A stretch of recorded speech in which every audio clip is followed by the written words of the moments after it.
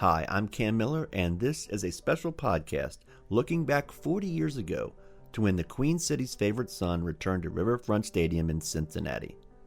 The Return of Rose. August the 15th, 1984. After the Reds' Brad Gaulden singled home Cesar Cedeno in the 11th inning, and Tom Hume got Chris Spire to ground out to give the Reds their 51st victory against 70 losses, Vern Rapp, the Cincinnati Reds manager, took questions from the media. A media that found out before he did that Peter Edward Rose of the Montreal Expos was replacing him.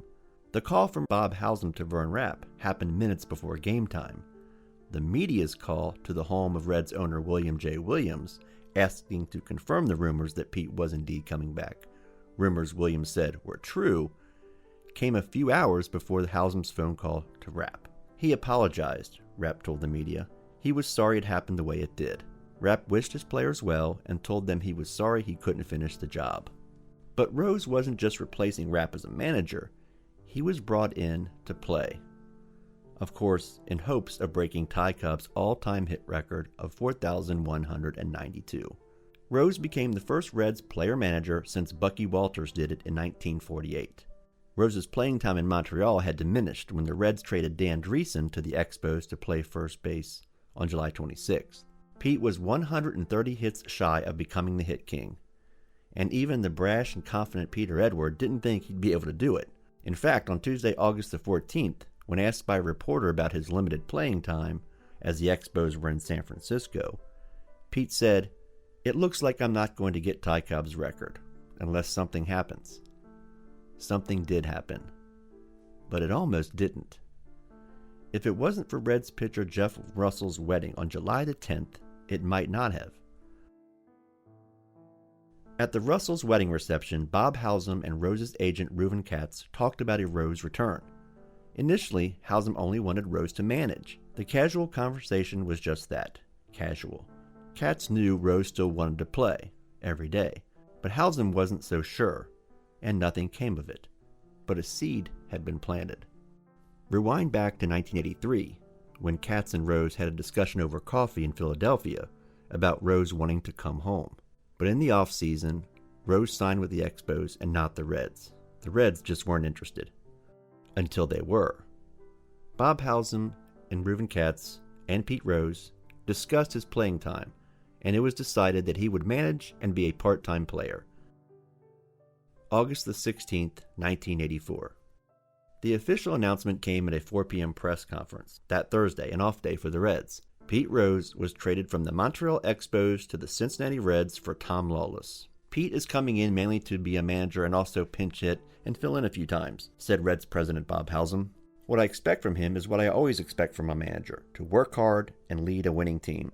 16 TV cameras on a makeshift wooden stage and 90 members of the press from all over the country greeted Pete Rose as he strode to the podium along the first base side inside a Riverfront Stadium.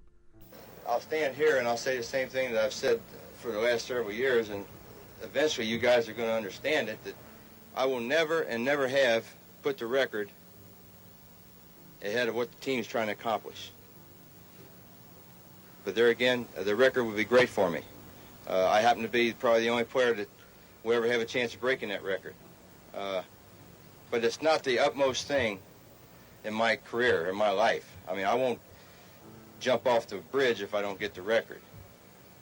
We're just grown-ups playing a kid's game.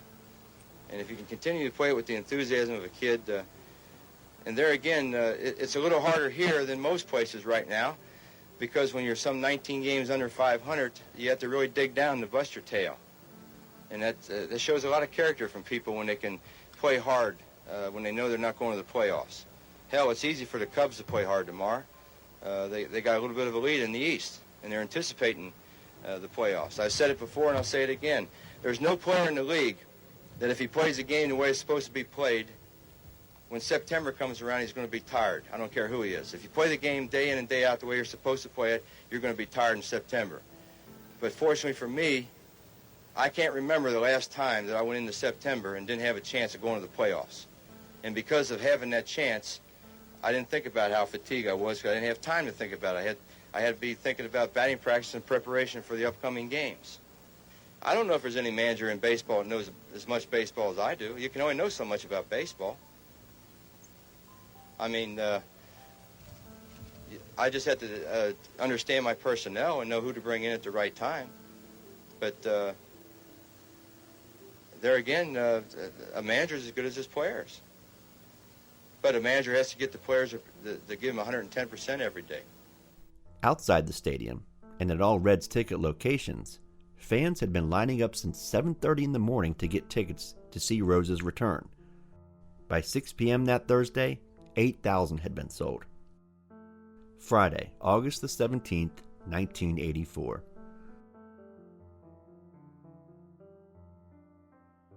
He wasn't going to play. He had Nick Esaski inserted into the lineup at first base, but Hausum convinced him to erase Esaski and ride in Rose. And he did. To make room for Rose in the roster, the club put rookie Eric Davis on the injured list. As Pete began to get his office settled, reporters asked him when the last time he was in there. Rose said, "Sparky had called me, Johnny Bench, Joe Haig, and Ted Eulander into the office. He told us to get haircuts. I've passed by the door a lot of times since then, but that was the last time I was actually in here. 1972. The Cubs were in town, and that also meant Don Zimmer was in town. The Cincinnati native sat in the dugout talking to reporters as the Reds took BP. He was wearing a Pete's Back t-shirt, given to him by Reds equipment manager Bernie Stowe. Zimmer had went to see Pete in his manager's office earlier, but Pete wasn't there. He saw 3 vases of red roses. Zimmer asked Stowe for a pen and paper, and he left a note. It said, "The hell with all these roses. You better win. It will be your tale like the rest of us." When Rose did get to his office, he was told that Sparky Anderson was on the line. But when Pete picked up, Sparky wasn't there. The two tried to connect several times before Rose's managerial debut, but they could never connect. Rose had to get out to BP. "I'll talk to him later," Rose said. Just before game time, Pete briefly spoke to the club. "I told them to play hard and have fun." The players gave him applause and took the field. 35,038 fans, the largest crowd since opening day, filed into a steamy riverfront. The game was delayed 10 minutes as they waited for the crowd to get settled.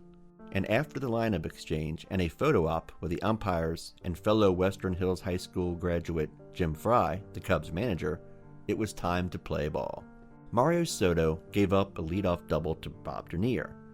And after a Ryan Sandberg groundout, Rose's former Phillies teammate Gary Matthews lined a single, scoring Dernier.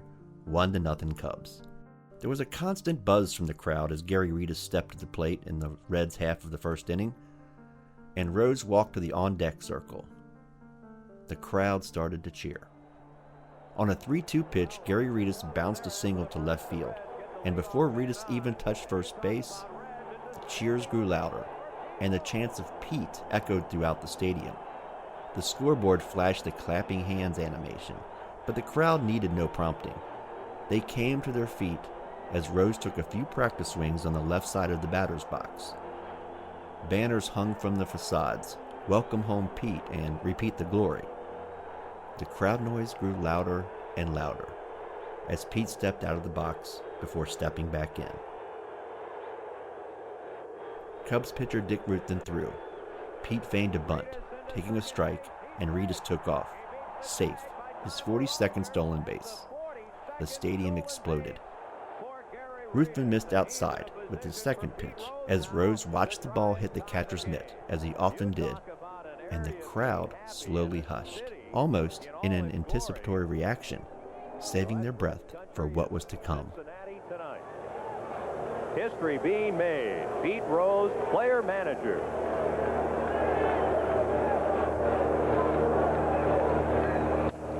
Base hit. Pete Rose has a base hit. Reedus will score. The ball by Dernier. Rose is racing around second. It's 1-1. Rose digging for third. There's that head first slide, and this crowd goes bananas.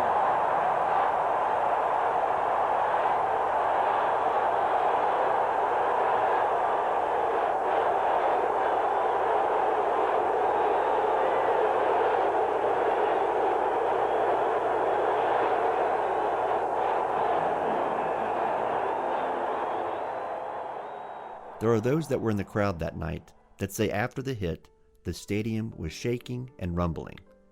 The Reds' Wayne Krenchicki turned to teammate Dave Concepcion in the dugout and said, "I've got to get a hold of myself. I've got tears in my eyes." Concepcion looked at him and responded, "Oh yeah? Look at this," showing his arm filled with goosebumps.